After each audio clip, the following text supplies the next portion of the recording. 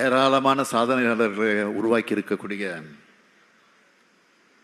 இந்த லைலா கல்லூரியுடைய நூற்றாண்டு விழாவில் நான் மிகுந்த மகிழ்ச்சியோடு தெரிவிச்சுக்க விரும்புகிறேன். அதே நேரத்தில் ஒரு கவலையோடு வந்து நிற்கிறேன். இங்கே நான் படிக்காமல் போயிட்டேன்னு அப்படின்னு அந்த வருத்தத்தோட.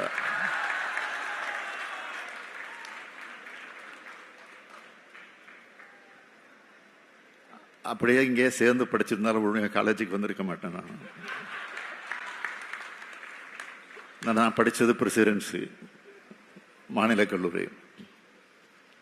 அதெல்லாம் சொன்னால் ஒரு பெரிய கதை. அதனால் இந்த நூற்றாண்டு விழா கலந்துக்கிற நேரத்தில் லைலான்னு சொன்னாலே அது ஒரு பெருமை தான், ஒரு கெத்து தான். அப்படிப்பட்ட இந்த லைலா காலேஜ் நிர்வாகிகள், ஆசிரியர்கள், இந்நாள் மற்றும் முன்னாள் மாணவர்கள்னு எல்லோருக்கும் என்னுடைய அன்பான வாழ்த்துக்களையும் மகிழ்ச்சியை நான் தெரிவிச்சுக்க விரும்புகிறேன். என்னுடைய மகன் மாண்புமிகு இளைஞர் நலன் மற்றும் விளையாட்டுத்துறை அமைச்சர் உதயநிதி படித்ததும் இந்த லைலா காலேஜ் தான். இங்கே கூட குறிப்பிட்டு சொன்னாங்க. உதயநிதி மட்டும் இல்லை, இங்கே இருக்கக்கூடிய எம்பி தயாநிதி மாறன்,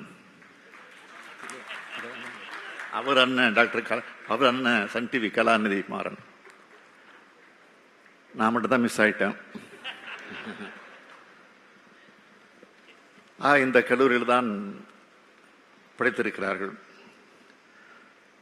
அந்த வகையில் பார்த்தா இன்னைக்கு நான் இந்த நிகழ்ச்சிக்கு ஒரு முதலமைச்சராக மட்டும் இல்லை, உங்க காலேஜில் படித்த மாணவருடைய பெற்றோராகவும் வந்திருக்கிறேன்.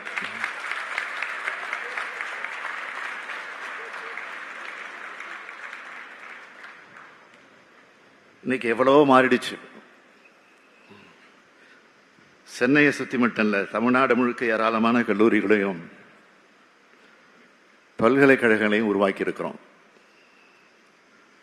ஆனால் 100 ஆண்டுகளுக்கு முன்னாடி இந்த நிலை இருந்துச்சா? இல்லை. தமிழ்நாடு முழுக்க இருந்த கல்லூரிகளை விரல் விட்டு எண்ணிடலாம். அப்போ கல்விதான் அழிக்க முடியாத செல்வம்னு சொல்றோமே, அந்த செல்வம் அப்ப எல்லோருக்கும் கிடைக்கல. கிடைக்கலன்னு சொல்றதை விட கொடுக்கப்படலை அப்படின்னு தான் சொல்லணும். அப்படிப்பட்ட காலகட்டத்தில் இங்கே பெருமையோடு பேசினாங்களே, சேவை மனப்பான்மையோடு இந்த லைலா கல்லூரி தொடங்கப்பட்டுச்சு. அருட்தந்தை பிரான்சிஸ் பெட்ராம் எஸ்ஜே மற்றும் அவருடைய சக இயேசு சபை அருட்பணியாளர்கள் இந்த காலேஜை தொடங்கினாங்க. தமிழ்நாட்டில் தன்னோட ஆட்சி காலத்தில் பல்லாயிரக்கணக்கான பள்ளிகளையும் கல்லூரிகளையும் உருவாக்கி தந்த முத்தமிழறிஞர் தலைவர் கலைஞர் அவருடைய பிறந்த நாள் என்பது 1924 பிறந்த ஆண்டு. இந்த லைலா நிறுவனத்துக்கும் அப்போதான் அடிக்கல் நாட்டப்பட்டுச்சு. 1925ஆம் ஆண்டு தன்னுடைய கல்வி பணியை இந்த கல்வி மூலமாக இந்த கல்லூரியை தொடங்கினாங்க. 75 மாணவர்களோடு தொடங்கப்பட்ட இந்த கல்லூரி இன்னைக்கு ஆயிரக்கணக்கான மாணவர்கள் படிச்சுக்கிட்டு இருக்காங்க.